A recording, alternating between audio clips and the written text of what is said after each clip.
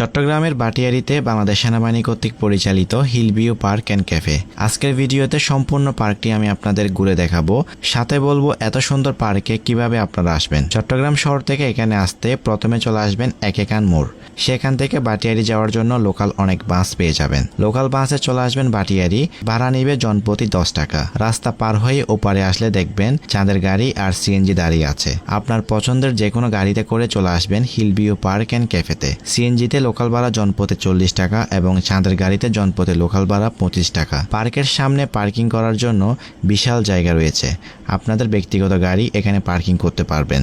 পার্কে প্রবেশ করার জন্য জনপ্রতি টিকিট মূল্য 50 টাকা এবং শিশুদের জন্য টিকিট মূল্য 30 টাকা।